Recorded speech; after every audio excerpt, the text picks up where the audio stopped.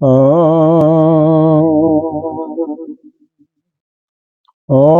सहनावतु सहनो भुनक्तु सह वीर्यं करवावहै तेजस्विनामधीतमस्तु मा विद्विषावहै। ॐ शान्तिः शान्तिः शान्तिः। शङ्करं शङ्कराचार्यं केशवं बादरायणं सूत्रभाष्य कृतौ वन्दे भगवन्तौ पुनः पुनः। ईश्वरो गुरुरात्मेति मूर्तिभेद विभागिनी व्योमवद्व्याप्तदेहाय दक्षिणामूर्तये नमः।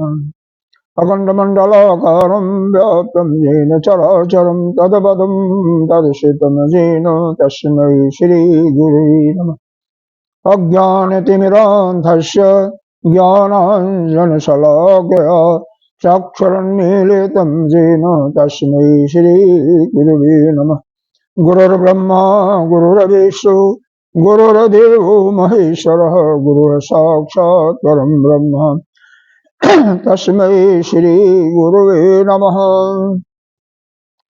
त्वमेव माता च पिता त्वमेव बन्धो च सखा त्वमेव विद्या द्रविणं त्वमेव सर्वं मम देवदेव।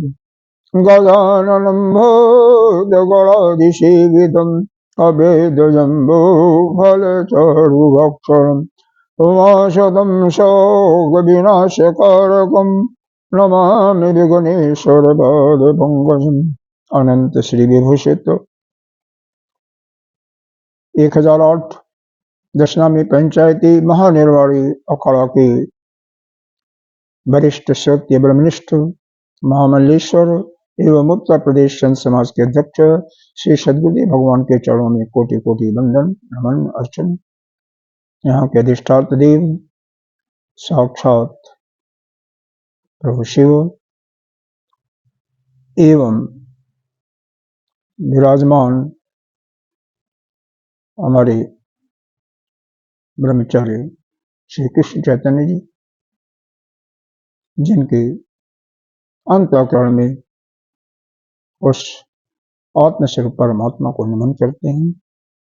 हम पाठ कल 4 तक हुआ था, लेकिन पहले से ही पाठ एक बार कर लेते हैं। अखंडानंद संदोहो वंदनाद्यस्य जायते गोविंदं तमहं वंदे चिदानंदतनुं गुरुं अखंडं सच्चिदानंदं वाङ्मनस अगोचरम् आत्मानम् अखिलधारणम् आश्रय अभीष्ट सिद्धये। आश्रय अभीष्ट सिद्धये, आश्रय होता ना समर्पण।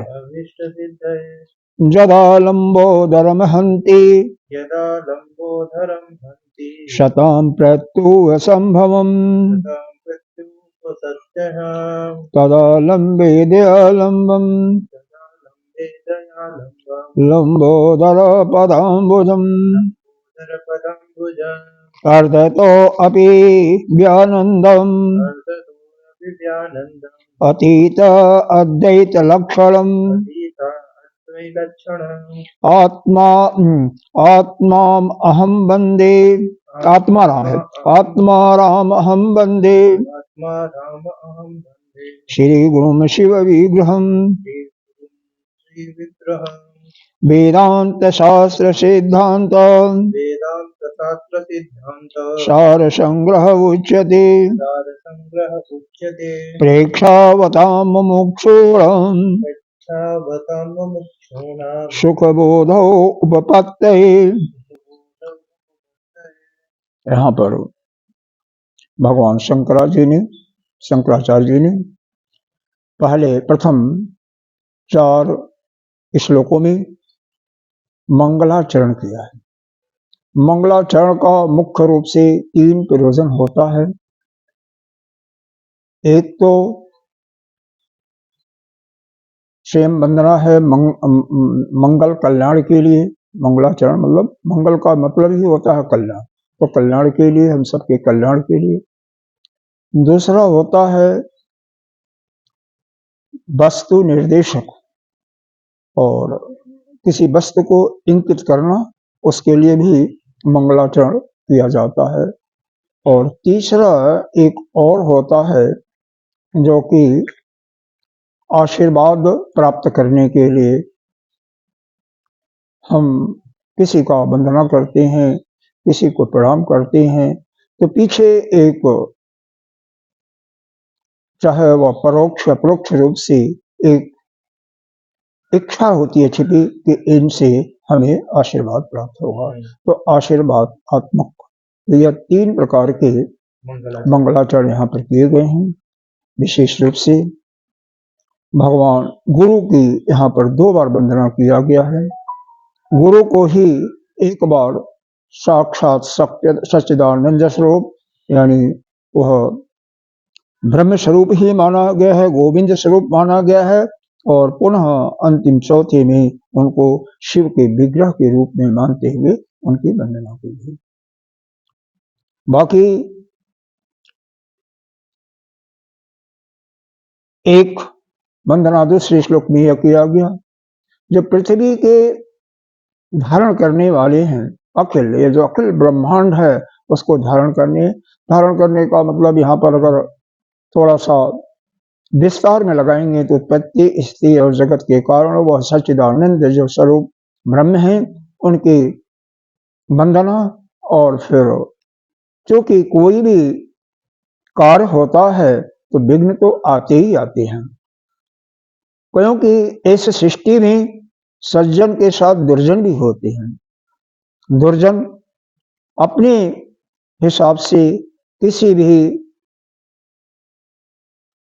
विषय का, ग्रंथ का अर्थ अपने हिसाब से लगाते हैं, और सज्जन जो शास्त्र के अनुकूल है, शास्त्र के मर्मज्ञ को ध्यान में रखते हुए, शास्त्र का जो लक्ष्यार्थ है उसको ध्यान में रखते हुए वह उस हिसाब से उसका अर्थ करते हैं। तो इसलिए जो शास्त्र के विपरीत चलने वाले हैं दुर्जन, वह निश्चित रूप से विघ्न बाधा करते हैं।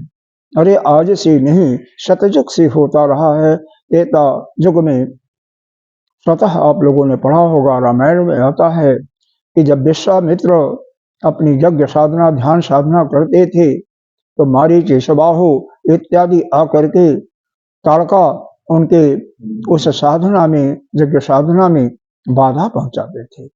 और हम निर्विघ्न रूप से साधना कर सकें, इसीलिए वह राजा दशरथ के पास आकर के राम और लक्ष्मण को अपने यज्ञ की रखवाली के लिए ले गए थे। तो विघ्न बाधाएं तो आती हैं यहाँ पर, क्योंकि थोड़ा सा यहाँ पर यह भी कर दो, सज्जन और दुर्जन, एक दृष्टांत के माध्यम से इसको समझो। मान लो कुछ बच्चे हैं, किसी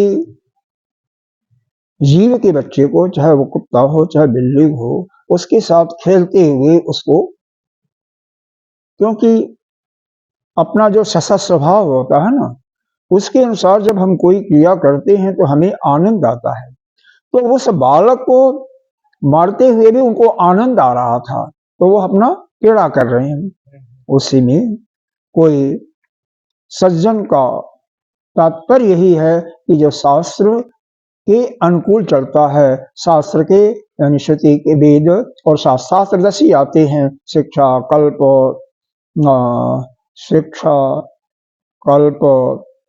व्याकरण, छंद, ज्योतिष, और एक वो आता है निरुक्ति आता है, जिसमें डिक्शनरी होता है।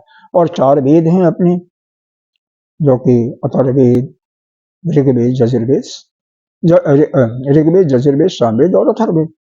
तो यही 10 शास्त्र के अंतर्गत माने जाते हैं प्रमाण के रूप में। तो उनके अनुसार अपने कर्तव्य को कर रहा है, उसी को हम सज्जन कहते हैं शास्त्र के नाम। तो सज्जन पुरुष, कोई पुरुष आ गया वो कहेगा भाई इस बच्चे को क्यों मार रहे हो। तो उनको तो सुधारने के दृष्टिकोण से उसका जो प्रयोजन था कि ये बच्चे न माने, अरे बच्चे मान जाए तो उनका भी कल्याण होगा, क्योंकि उनके द्वारा अधर्म नहीं होगा और वह जो जीव है उसका भी कल्याण हो जाएगा। तो लेकिन वह क्या होते हैं, सज्जन क्या होता है, उनके तो दुश्मन बन सकते हैं, वो उसको तो अपना विरोधी मान लेते हैं। इसी प्रकार से किसी को अगर अच्छे रास्ते पर, वेद के बताए हुए रास्ते पर चलने को कोई कहता है, कोई संत आचार्य या गुरु, तो जो उसके विरोधी होते हैं, जो दुष्ट होते हैं, दुष्ट प्रकृति के, वह उसको भी अपना दुश्मन मान लेते हैं। और जो व्यक्ति, जो मनुष्य उसकी हाँ में हाँ मिलाते हुए उसी में वो भी आनंद लेने लगे, उसको मित्र बनाते हैं। हालांकि उसके जीवन के साथ वो खिलवाड़ कर रहा है, उसके जीवन को बर्बाद करने पर वो तुला हुआ है, लेकिन ठीक है, हाँ में हाँ। तो यही होता है, मन के अनुसार यदि कोई कार्य होता है तो उसमें आनंद सुख की प्राप्ति होती है, और मन के हमारी इच्छा के अनुकूल कोई कार्य होता है तो हमें दुख होता है, लेकिन वास्तविकता तो कुछ अलग ही होती है। तो खैर यहाँ पर यही बताया गया, क्योंकि सताम माने होता है सज्जन। सताम माने यहाँ पर क्या दिया हुआ है, यहाँ पर दिया हुआ है हाँ सदपुरुष, सदपुरुष दिया हुआ, ठीक है, बात एक ही है। यहाँ पर भी सदपुरुष दिया हुआ है, सदपुरुष मतलब सज्जन। सदपुरुष वही है, वही पुरुष जो एक, जो हमारे वेद ने रास्ता बताया उसी रास्ते का अनुकरण कर रहा है, वही सदपुरुष है।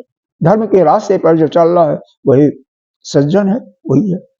तो इस काम को करते हुए, चूंकि यहाँ पर भाष्यकार भगवान सर्व वेदांत सिद्धांत, सभी वेदों का जो सिद्धांत है, मूल सिद्धांत है, और सिद्धांत का भी जो सार है, उसका संग्रह जो किया हुआ है, उसका वर्णन करने जा रहे हैं। सब वेदांत सिद्धांत सार संग्रह का, तो बाधाएं तो बहुत आएंगी, तो उन बाधाओं के दूर करने के लिए उन्होंने इसकी प्रार्थना किया। प्रत्युह बाधाओं को दूर करने के लिए, विघ्नों से उत्पन्न हुए जो कष्ट है, भय है, उसको दूर करने के लिए दया के खजाने, दया को प्रदान करने वाले, और जिनका एक नाम है लंबोदर, यानी जिसकी उदर हैं बड़े, उस गणेश भगवान को वह चरण, जो कमलवत चरण हैं, उनकी वंदना किया हुआ है।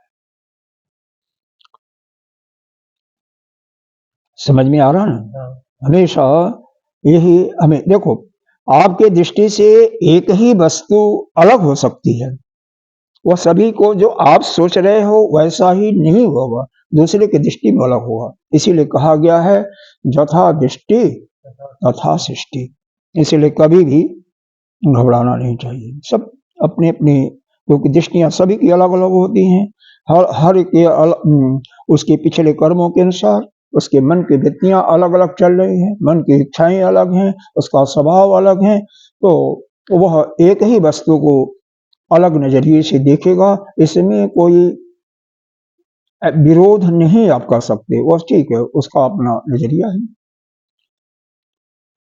चौथे श्लोक में क्या बताया,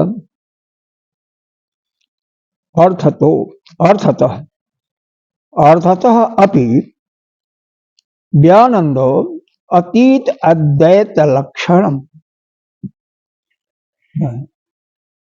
यहाँ पर अर्थतः का अर्थ के तत्व को जानने वाला, यानी जो वास्तविकता है, वास्तविकता स्वरूप है, वास्तव में वास्तविकता क्या है इसका, कि वह जो अद्वैत जिसका लक्षण ही है, जिसका स्वभावी अद्वैत है, कौन है वह शिव, वह ब्रह्म, जो हमेशा पूरे समस्त जीव जंतुओं को एक ही सम दृष्टि से देखते रहते हैं, और जो भी जीव सम दृष्टि से देखेगा वह भी अद्वैत की निष्ठा वाला हो जाता है, और वह ज्ञान से युक्त हो जाता है। एक गीता जी के माध्यम से श्लोक का ध्यान दें कि ब्रह्मभूतं प्रसन्न आत्मा न शोचति न कांक्षति समः सर्वेषु भूतेषु मद्भक्ता लभते परम। भगवान कृष्ण अर्जुन से ही कह रहे हैं, जो ब्रह्मभूता प्रसन्न आत्मा, ऐसा आत्मा जो अपने आप में प्रसन्न है, वह ब्रह्म स्वरूप ही हो गया है। न तो उसको किसी चीज की चिंता है और न तो किसी चीज की इच्छा है। किसी भी चीज से जो भी इस सृष्टि में घटनाएं घट रही हैं, उससे कोई उसका सरोकार नहीं है, कोई सरोकार नहीं है। अच्छा बुरा का कोई मतलब नहीं। वह तो सभी प्राणियों में सर्वभूते समः सर्वभूते, सभी प्राणियों में एक समान दृष्टि वाला है। और ऐसा जो भक्त होता है, ऐसा जो साधक है, उसको मेरी वह परम भक्ति प्राप्त होती है। लभते परम भक्ति, मेरी परम भक्ति प्राप्त होने का तात्पर्य है कि यह जो संसार रूपी सागर से उसका आना जाना बंद हो जाता है, अर्थात वह मुक्ति को प्राप्त हो जाता है। तो यहाँ पर वह उस रूप में आप पाएंगे भगवान शिव का कोई माता पिता का वर्णन खैर का जगह संत कहते हैं, लेकिन भगवान शिव के वास्तव में माता पिता का वर्णन कहीं नहीं है। या कहीं है? भगवान विष्णु के भी और स्वयंभू हैं, स्वयं उत्पन्न, स्वयंभू कहे जाते हैं। हालांकि स्वयंभू मूर्ति को कहते हैं जो मूर्ति अपने आप ही उत्पन्न हो जाती है। ठीक है, सदाशिव उसको ब्रह्म मानिए तो ऐसी एक बात बिल्कुल सही है। और जिसकी दृष्टि में वो ब्रह्म नहीं है वो नहीं, क्योंकि जिसके दृष्टि में माँ जगदम्बिका है, उसके दृष्टि में माँ जगदम्बिका स्वयं परिणित हुई है, स्वयं उत्पन्न हुई है। जिसकी दृष्टि में राम है वह राम उत्पन्न हुए। तो हर एक दृष्टि में अलग अलग, इसीलिए तो अलग अलग शास्त्र, अलग अलग पैथियां जैसी होती हैं डॉक्टरी में, वैसे ही अलग अलग रूप दिया गया है, उसकी तो कोई बात नहीं है। तो अर्थ तो वास्तविकता क्या है? अद्य आनंदम अतीत अद्वैत लक्षणम। यह द्वैत यानी भेद दृष्टि को निकाल दो, यानी भेद दृष्टि को समाप्त करके या भेद दृष्टि को नष्ट करके अद्वैत दृष्टि ही वही सर्वोपरि है। यानी जो अद्वैत में जिसकी निष्ठा पक्की हो जाती है, वही ज्ञान स्वरूप साक्षात, वही अपने आनंद में रमण करता है, या कह सकते हैं वही माया से, इस संसार की जो माया से, उससे अपने को अलग करके अपने स्वरूप में विचरण करता है, जैसे भगवान शिव। और वह शिव का ही विग्रह के रूप में हमारे ऐसे जो गुरुदेव हैं, इसको समझने के लिए ऐसे कर सकते हैं कि हमारे जो गुरुदेव हैं, देखो गुरुदेव कोई एक बस एक व्यक्ति एक मात्र आइडेंटिटी नहीं है। यहाँ पर गुरु का तात्पर्य है कि वही ब्रह्म, तत्व की दृष्टि से वह ब्रह्म ही है, जो कि अपने अंदर से द्वैत भाव को, भेद दृष्टि को समाप्त करके अद्वैत में ही विचरण कर रहा है। वास्तविकता यही है। और वही उस शिव का विग्रह स्वरूप जो हमारा गुरु है, हमारे गुरु हैं, उन्हीं को मैं वंदना कर रहा हूं, उन्हीं को मैं प्रणाम कर रहा हूं।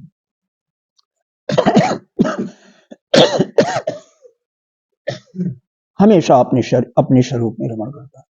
और जो भी हो, वास्तव में ब्रह्म विद्या की प्राप्ति उसे ही होती है जो अपने अंदर से भेद दृष्टि मिटा देता है, जिसके अंदर अपनापन, परायापन का बोध समाप्त हो जाता, मिट जाता है, सभी एक हो जाते हैं, वही तो है ब्रह्म, वही उसको मत छोड़ो, वही जो है उस ब्रह्म विद्या को प्राप्त किया हुआ समझे। यानी उसके अंतःकरण में उस ब्रह्म विद्या की ज्वाला जल चुकी है और उसका भेद दृष्टि समाप्त हो जाता है, फिर वह अपने स्वरूप में ही रमण करता है। ऐसे जो हमारे गुरुदेव हैं, साक्षात शिव के विग्रह के रूप में, उनको मैं प्रणाम करता हूँ। तो हमेशा याद रखें, गुरु कोई शरीर नहीं है, इसीलिए हमारे सदगुरु, क्योंकि सबके गुरु शरीर से अलग हो सकते हैं, अलग होते भी हैं, और का किसका गुरु कोई होगा, किसी का गुरु कोई होगा ना, लेकिन तत्व की दृष्टि से सभी एक ही हैं। वह ब्रह्म ही के रूप में उसी का प्रतिनिधित्व करते हुए उसी के विग्रह के रूप में वह गुरु होता है, जो कि सभी का कल्याण ही चाहता है। तो वह जो हमारे गुरु हैं वह साक्षात और सभी के गुरु एक ही, अलग अलग नहीं है, क्योंकि गुरु तत्व है, इसलिए अपना पराया वहां कोई नहीं है। इसीलिए गुरु को कभी बदलना यानी परिवर्तन नहीं करना चाहिए। यह हमारे गुरुदेव भगवान हमेशा बारंबार हर एक प्रायः प्रवचनों में दोहराते रहते हैं। और जो जिनकी मन स्थिति एक पर नहीं टिकती, दूसरे पर जाएंगे, तीसरे पर जाएंगे, वो कभी भी जीवन में आगे नहीं बढ़ सकते, क्योंकि अपने साधना में क्या कमी है उस पर हमें विचार करना चाहिए। गुरु ने, जो हमारे गुरु हैं, जिनसे हमने दीक्षा लिया है, जो उन्होंने मंत्र दिया है, गुरु मंत्र, उसमें कोई खोट का सवाल ही नहीं होता, क्योंकि वह तो ब्रह्म स्वरूप है तत्व की दृष्टि से। वैसे तो आप भी ब्रह्म हो, लेकिन अभी उससे बहुत पीछे हो, क्योंकि आपके अंदर भेद दृष्टि पड़ी हुई है। आपको तो अपने और पराये का बोध हो रहा है, लेकिन गुरु के अंदर ऐसा नहीं है। अब कोई भी ग्रंथ पढ़ने के लिए, समझने के लिए हमें 4 चीजों का ज्ञान आवश्यक है। पहले ही देखा जाता है इसमें क्या क्या चीज क्या है। उसको कहते हैं अनुबंध चतुष्टय, कहीं कहीं निबंध चतुष्टय भी कहा जाता है। पहला चीज होता है उस अमुक ग्रंथ का अधिकारी कौन है, तो उसको कहते हैं पहला जो वह होता है अधिकारी निरूपण। दूसरा, उस ग्रंथ का विषय क्या है,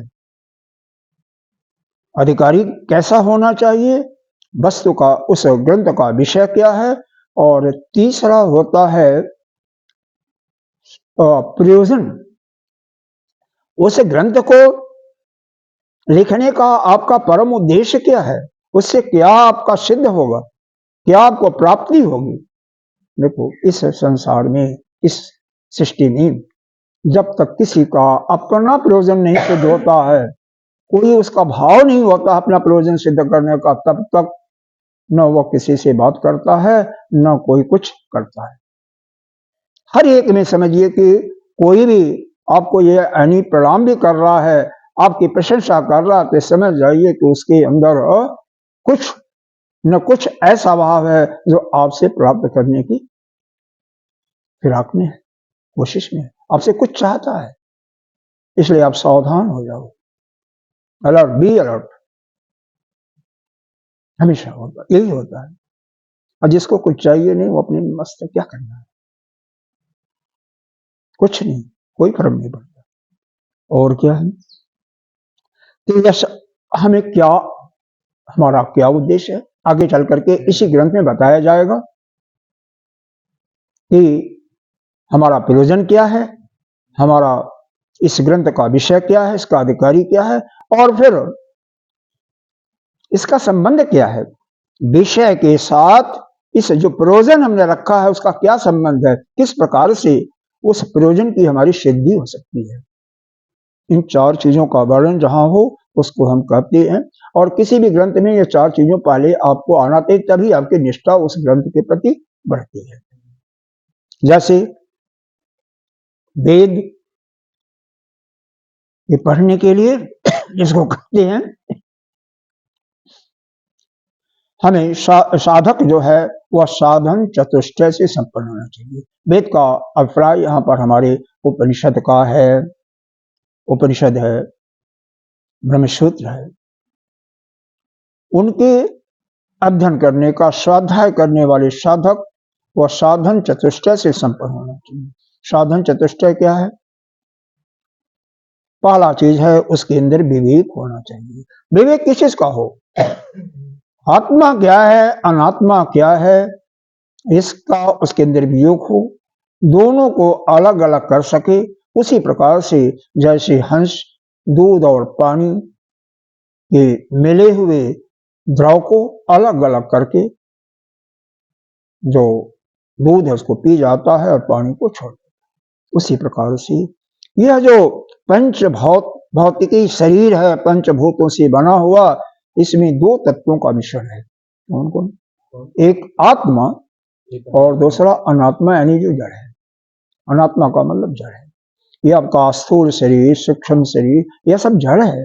कारण शरीर तो अविद्या मात्र है, दोनों का कारण है। लेकिन साथ में इनको शक्ति देने वाला तो वह आत्मा है, चेतना देने वाला। तो यह इसका ज्ञान जिसको हो जाता है उसी को कहते हैं वह विवेकी है, वह विवेकशील है। तो कम से कम वेदांत को पढ़ने के लिए, उपनिषद को पढ़ने के लिए इतना हमें ज्ञान होना ही चाहिए कि आत्मा कौन है और अनात्मा कौन है। क्योंकि शरीर को ही जब हम आत्मा मानेंगे तो हम कुछ नहीं कर सकते। फिर वहां पर तो हम यह जो शास्त्र में लिखा उसको कैसे समझेंगे। और दूसरा आता है वैराग्य। वैराग क्या है? संसार से मन को बिल्कुल हटा देना, यानी संसार के जितनी भी चीजें हैं वह ब्रह्म स्वरूप ही हैं। वह हमारा बोध हो जाता है जिस समय, उसी समय संसार के विषयों में रास आना बंद हो जाता है। भाई जब सब ब्रह्म ही है तो उस विषय का रास क्या? वो तो प्रभु का ही रास है ना। अब प्रभु के मिलने से, प्रभु के स्पर्श करने से जो सुख की प्राप्ति होगी वह उस विषय से कभी नहीं हो सकती है। क्योंकि प्रभु जो भी आपके आराध्य हैं, जिस रूप में आप मानते हैं, उनसे जो आनंद मिलता है, उनके साथ से, उनके स्पर्श से, उनकी लीलाओं का वर्णन सुनते हुए, उनके बताए हुए रास्तों का पालन करते हुए, तो वह जो आपको आनंद मिलता है वह संसार की वस्तुओं को के आनंद को ये फीका कर देता है। संसार की वस्तुओं का, मनुष्यों का जो आनंद ले रहा है, इनके कारण से जो मिल रहा है वह फीका हो जाता है। किससे? जब आपकी दृष्टि उस परमात्मा में बिल्कुल एकाग्र हो जाती है, आपको उसके अतिरिक्त और कुछ नहीं चाहिए होता। तीसरा क्या है? श्रम दम षट संपत्तियों से, यानी संसार से वैराग और प्रेम आपका भगवान से, तो वैराग ही है। श्रम दम खट संपत्ति।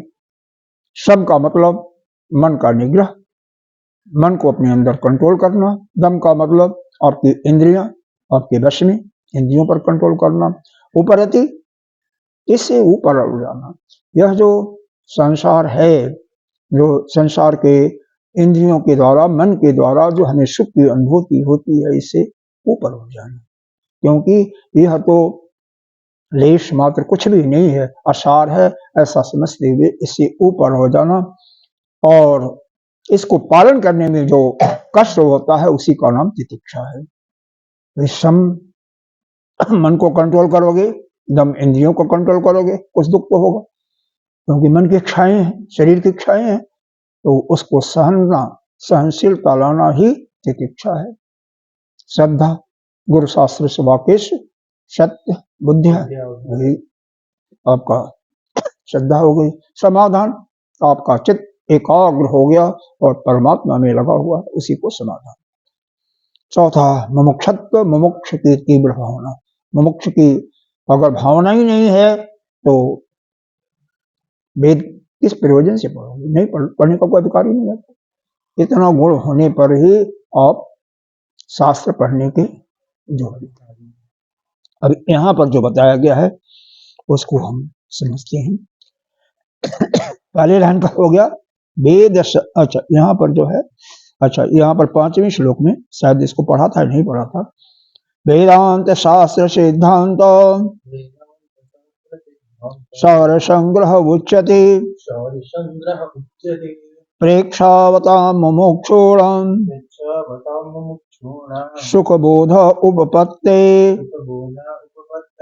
देखो यहाँ पर यह है, यह इसका वस्तु यहीं पर अभी विषय तो नहीं कहा, लेकिन इस विषय का जो शीर्षक है, शीर्षक के नाम से ही हमें बोध तो हो जाना चाहिए कि इसका शीर्षक क्या है। वेदांत, सर्व वेदांत, यहाँ सर्व नहीं लिखा हुआ है, सर्व वेदांत सिद्धांत सार संग्रह, यही लिखा हुआ नाम में भी, वो जब डाउनलोड किए होगे, सर्व वेदांत सिद्धांत सार, सर्व क्यों कहा, चारों वेदों का जो सार है उसी का संग्रह।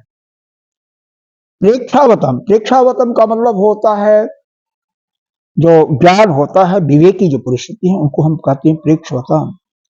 तो यह जो ग्रंथ है यह किसके लिए किया गया है, यह ज्ञानियों के लिए किया गया है। वह ज्ञानी नहीं हो गए हैं कि अपने ब्रह्म विद्या से संपन्न हो चुके हैं, उन ज्ञानियों की बात नहीं हो रहा है। दूसरे शब्दों में कह सकते हैं कि जो जिनको आत्मा अनात्मा का विवेक है, ऐसे विवेकी पुरुषों के लिए है।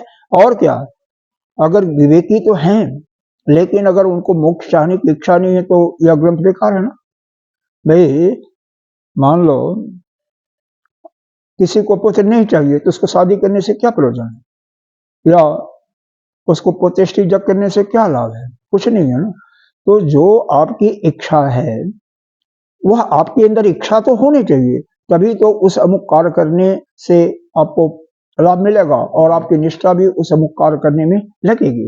यही बताया गया कि ऐसा विवेकशील पुरुष जिसके अंदर मुमुक्षुत्व की तीव्र भावना भी हो, उसके लिए प्रेक्षता मुमुक्षाणाम, उसके अंदर सुख की प्राप्ति के लिए, सुख बोध कराने के लिए, उपत्ति माने उत्पत्ति करने के लिए इस ग्रंथ की रचना की गई है। क्योंकि इस ग्रंथ से का तात्पर्य यही है कि मोक्ष प्राप्त हो जाए, क्योंकि बाद में विषय में आएगा यह अद्वैत का बोध ही इसका विषय आगे आएगा। चलो क्रम से चलते हैं। छठा, ये अनुबंध चतुष्टय की जो बात चल रही थी वही है। अस्त्र शास्त्र अनुसारित्वात् अनुबंध चतुष्टयम् यदेव मूलम शास्त्रस्य निर्दिष्टं तदेहो उच्यते।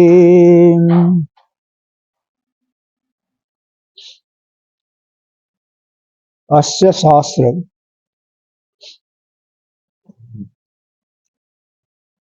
अस्त्र शास्त्र सार तु अनुबंध चतुष्टयम्, मतलब इस शास्त्र का जो सार है, निचोड़ है, वह क्या है, मूल जो है अनुबंध चतुष्ट है। क्या है, यदेव मूलम शास्त्रस्य निर्दिष्टम तदि हो उच्यते, तदि हो उच्यते। यहां पर यह समझें कि अनुबंध चतुष्टय की बात कही जा रही है केवल इसी शास्त्र के लिए नहीं, बल्कि प्रत्येक कोई भी शास्त्र हो, कोई भी ग्रंथ हो, उसको समझने के लिए इन चार चीजों का ज्ञान आवश्यक है। क्योंकि उसके अंतर्गत, उस ग्रंथ के अंतर्गत इन चारों चीजों का समावेश होता ही होता है कि उसका अधिकारी विषय क्या है, प्रयोजन क्या है, और संबंध, उस प्रयोजन की सिद्धि किस संबंध के द्वारा प्राप्त होगी, और फिर उसका जानने वाला कैसा, क्या ज्ञान रखता हो।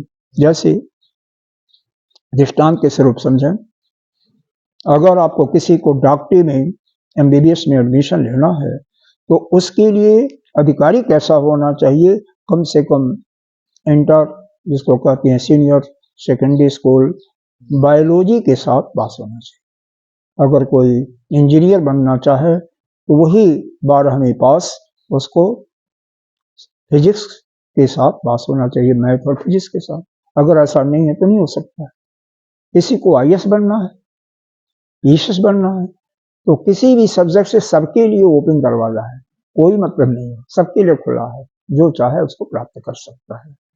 तो अब अगले श्लोक में इनका स्पष्टीकरण किया हुआ है। अधिकारी च विषयः संबंधस्य प्रयोजनम् शास्त्र आरंभ फलम प्राहु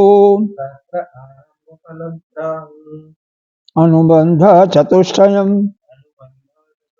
इसका अर्थ तो सीधा साधा ही है कि किसी भी शास्त्र के अंतर्गत ये चार चीजों का समावेश, चार चीजों का कौन कौन? वही अधिकारी, विषय, संबंध और प्रयोजन। इसको ही किसी भी शास्त्र के आरंभ करने का मूल कारण माना जाता है। अगर यह आपको पहले शास्त्र के बारे में नहीं ज्ञात होगा तो उस ग्रंथ को पढ़ने के लिए आपकी निष्ठा ही नहीं बनेगी, उसमें आपका कोई इंटरेस्ट ही नहीं आएगा। ऐसा इसको समझो। बहुत सिंपल चीजें, ये सब तो जानते ही होंगे, इसलिए इसको बहुत समय बर्बाद नहीं करेंगे। चतुर्भि साधनैः सम्यक् संपन्नो युक्तिदक्षिणः मेधावी पुरुषो विद्वान् अधिकार्यत सम्मतः। देखो, आगे अभी साधन की बातें यहाँ पर नहीं की जा रही है। अभी तो यह बताया जा रहा है कि आगे जो साधन बताया जाएगा, जिसने जो युक्ति के द्वारा, प्रमाण के द्वारा समझने वाला हो, जिसके अंदर वह योग्यता हो, जो शास्त्र में जो लिखा हुआ है उन तथ्यों को, उस प्रकरण को अच्छी तरह से वह समझ जाए, वही इसका अधिकारी है। अधिकारी का निरूपण यहाँ बताया गया। जो शास्त्र में लिखा हुआ है उसके अंदर इतनी योग्यता हो कि उसके उस सार को, जो भी इसमें वर्णन किया गया है, उसको अच्छी तरह से, ठीक तरह से समझ जाए, वही इस ग्रंथ का अधिकारी है। जैसे रामचरितमानस के लिए, रामायण के लिए बताया गया कि जिसकी भगवान में प्रीति हो वही है, वही अधिकारी है। ऐसे ही गीता जी में भी भगवान के प्रति निष्ठा हो और उसको मोक्ष प्राप्त करने की इच्छा हो, यानी अपने कल्याण की भावना उसके अंदर हो, वही अधिकारी है। वेदों के लिए बताया गया, ठीक है, उसके अंदर विवेकी भी होना चाहिए, वैराग्य भी होना चाहिए, शब्द अक्षर संपत्तियां भी होना चाहिए, मोक्ष होना चाहिए।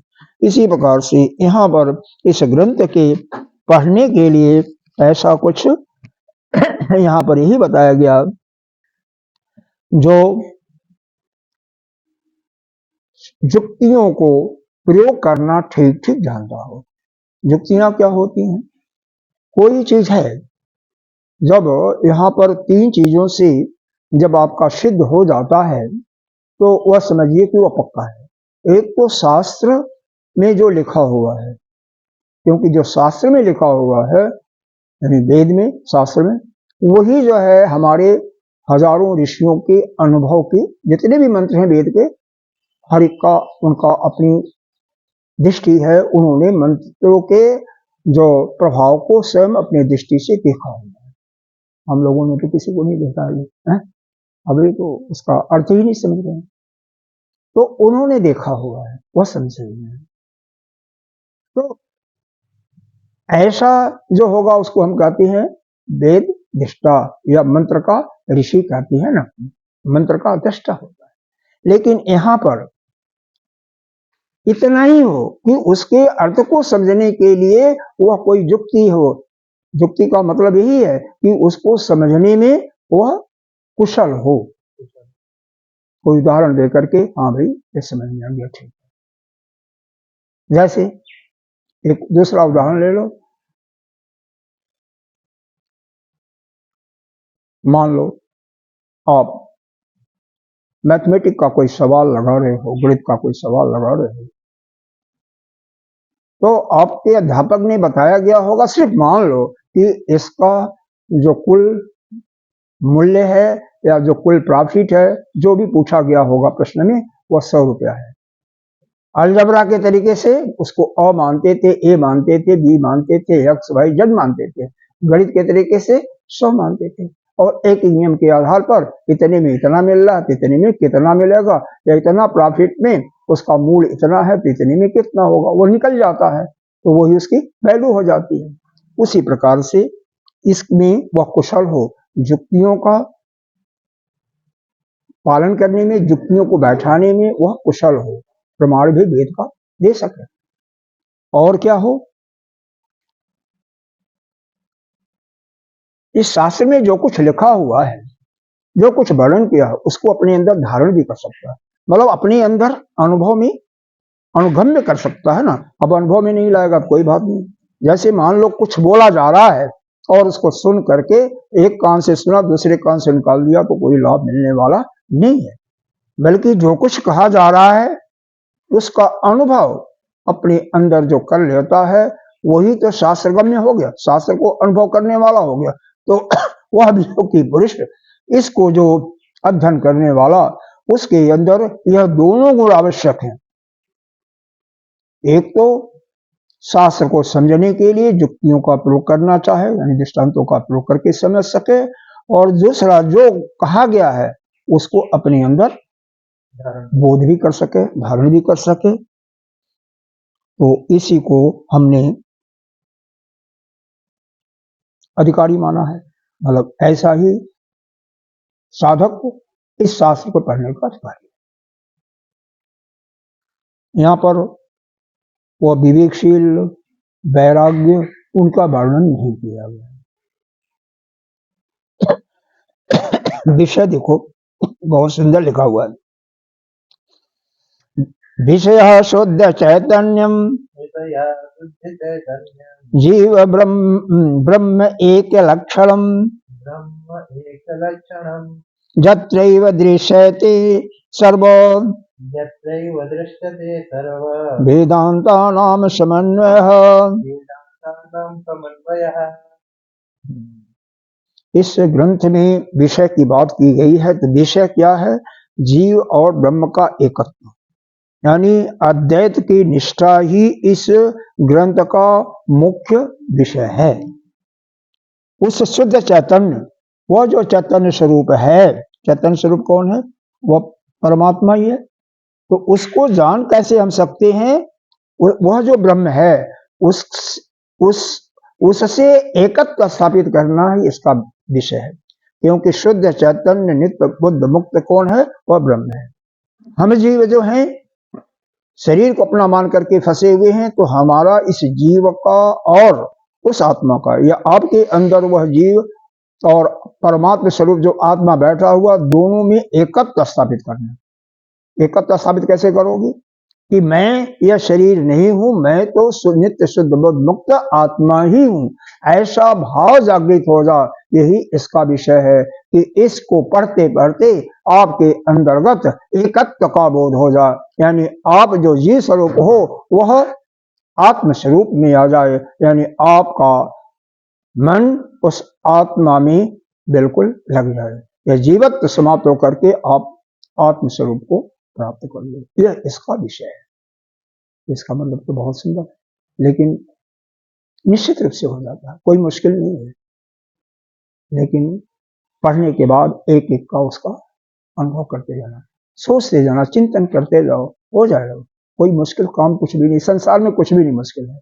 अरे जब देखो एक कोई रास्ता है, आप जंगल से जा रहे हो, इधर देखो मेरी तरफ, छोड़ो उसको, अगर कुछ पैरों के निशान हैं, इसका मतलब कोई इस रास्ते से गया तो है।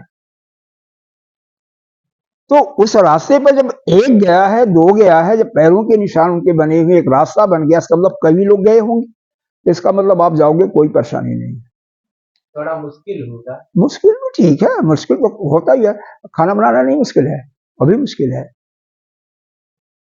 अरे प्रेस करना भी मुश्किल है। जिसको आ गया उसको आ गया।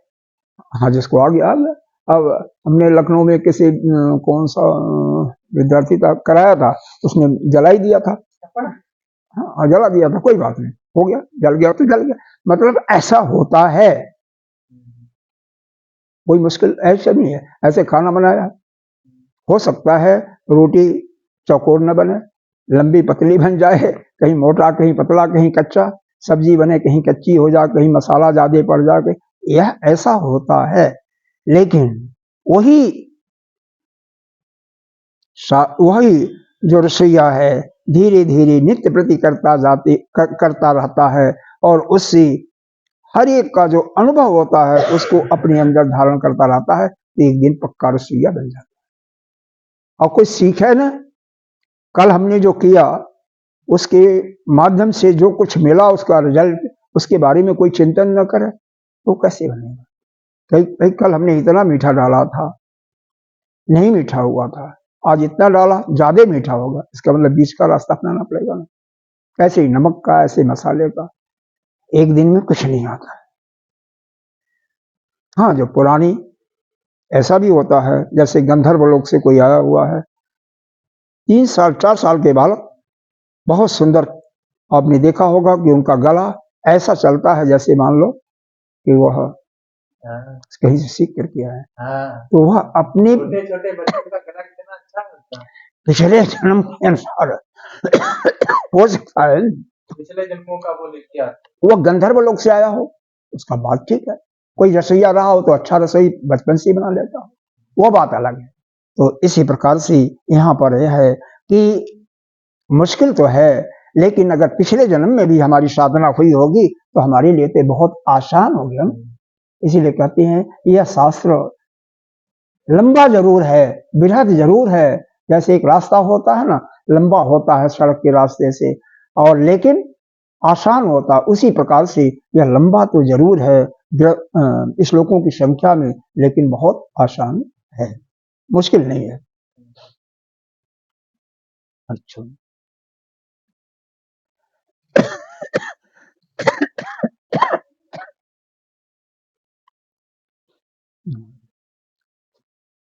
अगला श्लोक 10वां पढ़ते हैं। तद ऐक्य प्रेमेयस्य तदैक्य प्रमेयस्य प्रमाणस्यापि च श्रुते प्रमाणस्यापि च श्रुते संबंधः कथ्यते सद्भिः संबंधः कथ्यते सद्भिः बोध्यबोधकलक्षणः। बोधबोधकलक्षणः। देखो, यह जो इस ग्रंथ का जो संबंध बताया यहाँ पर, बोध बोधक संबंध बताया, प्रतिपाद्य प्रतिपादक संबंध, इसे कहते भी हैं। प्राप्त प्रापक संबंध नहीं है। कोई कर्म करना हो तो वहां पर प्राप्त प्रापक संबंध होता है, और यहाँ पर आपको सुनते सुनते इसका बोध हो जाएगा, इसीलिए इस संबंध का नाम क्या है? बोध बोधक, बोध बोधक संबंध है। तो बोध बोधक क्या है?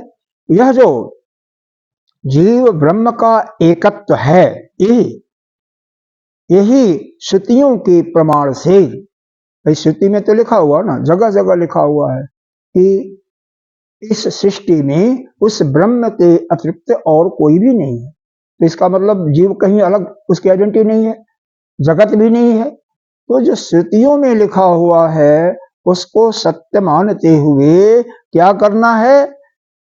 अपने को, जीव भाव को नष्ट करके, जीव भाव कब नष्ट होगा? जब शरीर से अपना नाता टूट जाएगा, शरीर से अपने को हम अलग कर लेंगे, शरीर के जो संबंध हैं उनसे भी अपने को अलग करके उस एकत्व की प्राप्ति, उस ब्रह्म की निष्ठा जब पूर्ण रूप से हमारे अंदर आ जाएगी, तभी तो बोध बोधक संबंध होगा। और यही इस ग्रंथ के पढ़ते पढ़ते, श्रवण करते करते यह संबंध हमारे अंदर पक्का हो जाता है।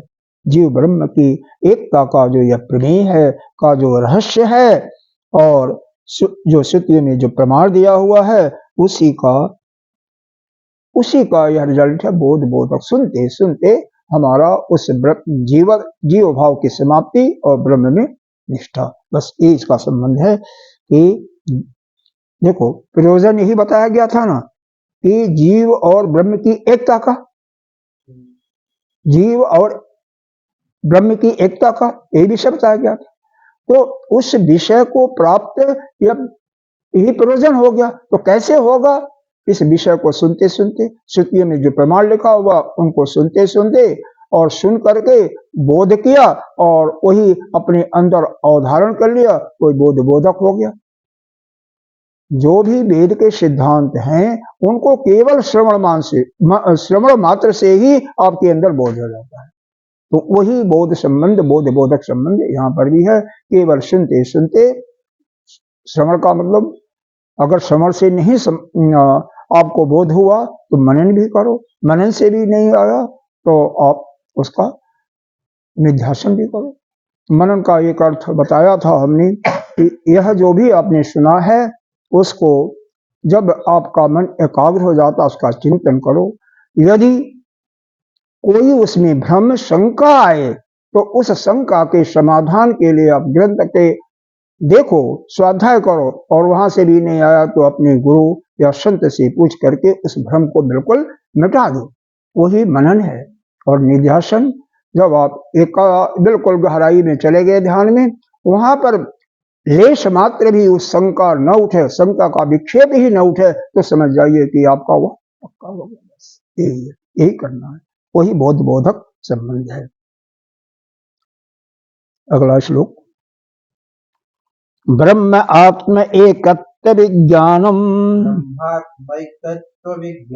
संतः प्राहु प्रयोजनम जेन नियशेष संसार बंधात सद्यः प्रमुच्यते। मतलब इसका यहाँ पर प्रयोजन ही बताया गया कि संसार के बंधन से मुक्ति ही इसका प्रयोजन है। जिस जीव का उस ब्रह्म से एकत्व स्थापित हो जाएगा, यानी जिसका जीवत्व समाप्त हो जाएगा, वह ब्रह्म में उसकी निष्ठा परिपूर्ण हो जाएगी, तो उसके लिए यह संसार क्या हो जाएगा? समाप्त हो जाएगा, संसार रहेगा ही नहीं। ये इसकी प्राप्ति है। जेन नियशेष संसार बंधना सद प्रमुच्यते, यानी यही इसका प्रयोजन है कि जीव और ब्रह्म का एकता आपको अंदर बोध हो जाए, इसकी एकता बोध हो जाए, जिससे जीवत्व भाव समाप्त हो जाए, यह संसार जो है असार लगने लगे और आप जो जीव रूप में हो, जीवत्व समाप्त करके आप उस ब्रह्म स्वरूप हो जाओ, आत्मा स्वरूप हो जाए। यही इसका प्रयोजन है। वो हो जाएगा तो क्या होगा? इस संसार में पुनः दोबारा आपको आना जाना नहीं है। यानी प्रयोजन इसका मूल रूप से क्या है? मोक्ष की प्राप्ति। साधारण शब्दों में कह सकते हो मोक्ष की प्राप्ति। संसार के बंधनों से, इसमें क्या लिखा हुआ है? ब्रह्म के अभेद ज्ञान, ठीक है। यह ब्रह्म का अभेद ज्ञान क्या है? ब्रह्म का अभेद ज्ञान, अरे छोड़ो वो तो बंद कर रहे हैं। ब्रह्म का अभेद ज्ञान क्या है? जीव और एकत्व, जीव और ब्रह्म की एकता, भेद दृष्टि को समाप्त करना। यही यहां पर कहा है, ब्रह्म की अभेद ज्ञान, यानी जीव, यह जो भेद दृष्टि है जीव के अंदर, वही को समाप्त कर देना। भेद दृष्टि नहीं है, हर एक के अंदर वही ब्रह्म है, आत्मस्वरूप में वही है। यही हमारे अंदर आ जाए। जीव की अलग कोई आइडेंटिटी ही नहीं है, यानी अपना पराया, मेरा पराया, यही समाप्त करना, यही हमारा लक्ष्य है। और इससे क्या होगा? हम मुक्त हो जाएंगे संसार से। इसका प्रयोजन वास्तव में इस संसार के बंधन से मुक्त होना ही है। दूसरे रूप में कह सकते हो कि उसकी, जीव की, ब्रह्म की एकता, लेकिन वो तो विषय है ही है। तो प्रयोजन क्या होगा? अब जो इसमें लिखा हुआ वही नहीं, विषय है एकत्व की प्राप्ति, जीव और ब्रह्म की एकता, लेकिन प्रयोजन यही है कि जब हमें एकत्व हो जाएगा, जीवत्व भाव समाप्त हो जाएगा, तो हम इस संसार के आवागमन से मुक्त हो जाएंगे। बस यही है। और उसके लिए बोध बोधक संबंध हो गया। अधिकारी तो आपने देखिएगा, व्यक्ति हो युक्ति से किसी को सिद्ध कर सके और वेदों का ज्ञान आसानी से धारण कर सके, इसमें जो लिखा हुआ वही अधिकारी है। इसलिए अधिकारी क्या है, विषय क्या है, संबंध क्या है और प्रयोजन है, यह समझो। अधिकारी, दो क्वालिटी यहां पर बताया गया। एक तो युक्तियों से, प्रमाण के द्वारा श्रुति के प्रमाण को सिद्ध कर सकते। दूसरा बताया, इस शास्त्र को सुनते सुनते पढ़ते पढ़ते उसको अपने अंदर धारण कर सके। यह अधिकार विषय जीव और ब्रह्म की एकत्व, संबंध, बोध बोधक और प्रयोजन बताया गया कि मुक्ति की प्राप्ति, संसार से अपने को पुनः इस संसार की माया नगरी में न आना पड़े, यह इसका प्रयोजन है। जब भी जीव और ब्रह्म की जिसकी एकता हो गई वह समाप्त हो गया, उसका पुनः आना जाना, बस ये चारों चीज समाज अगर समझ में आ गया तो इसको, इसका यह मतलब, इसके प्रति अगर आपके अंदर या जिसके अंदर मोक्ष की भावना होगी, इसको आगे पढ़ने की इसको इच्छा करेगा, नहीं होगी वो नहीं पढ़ेगा। ओम पूर्णमदः पूर्णमिदं पूर्णात् पूर्णमुदच्यते पूर्णस्य पूर्णमादाय पूर्णमेवावशिष्यते। ओम शांति शांति। एक